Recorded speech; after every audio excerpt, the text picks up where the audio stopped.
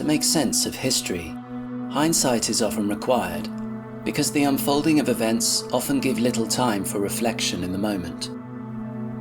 And so it is difficult to be certain when we are living through a crisis that's going to change the world we live in versus one that will allow us to return to normality. Looking at our current situation, it is not an exaggeration to state we are in uncharted territory as nations around the world respond to the COVID-19 virus. Broadly speaking, the response has been to shut down most economic activity, and so the one certainty is that we are entering a period of economic contraction, generally known as a recession. It is impossible to say how deep or severe this contraction will be, but based on the unprecedented scale of the shutdown, it is reasonable to expect this to be the most challenging environment we have faced so far in our lives. If we accept this premise, the question before each of us is how we will respond and adapt our way of life to go on to better days. Most of us have memories of the last recession, which followed the financial crisis of 2008. Although life eventually returned to normal for most people, there were many casualties, which took the form of failed businesses, unemployment, and the devastation that follows when people are not able to provide for themselves. Inevitably, rates of divorce, domestic violence, drug abuse, homelessness, and suicide all increased. And so inevitably, one impact of this unfolding crisis is that there is going to be hardship, and at this time, no one can be certain that their standard of living is safe. But although hardship is sometimes beyond our control, the same is not true for the suffering it causes. Our response and the way we adapt determines more than anything else the impact on our quality of life. I say this with conviction, having met many people whose lives featured unimaginable hardships and yet who still persevered in spite of the adversity. At this time, we are in a period of forced inactivity, as governments around the world have put in place policies of social distancing and a relatively soft form of curfew.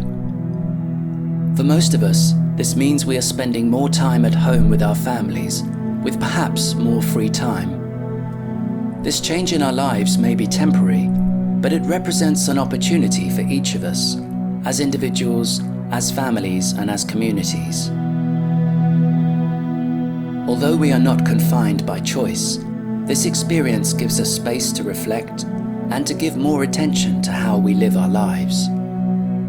Relieved from the normal routine of commuting to and from work, and perhaps transporting children to and from school, we can focus more on how we live, rather than rushing from one task to the next.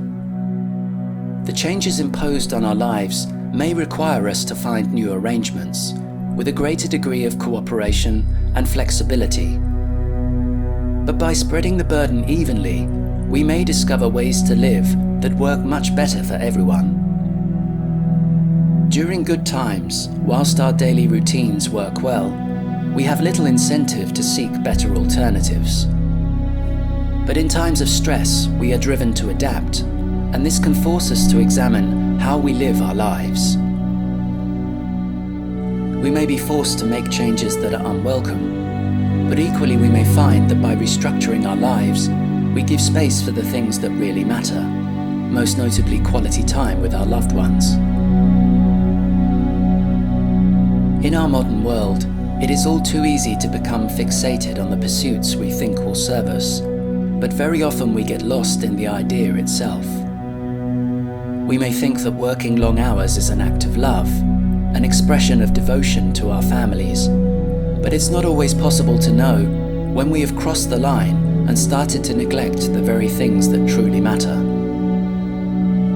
And so in circumstances of enforced confinement, each of us has an opening for reflection and an opportunity to consider what really matters in life and how we can live in such a way that nourishes those things. In this way, the great crisis of our times may not only fail to overwhelm us, It might also be the catalyst that brings forward a new way of living, one that is rooted in human values rather than financial prosperity. This issue is before each of us alive at this time, and it will determine the world of tomorrow. We should use our time wisely in consideration of this question.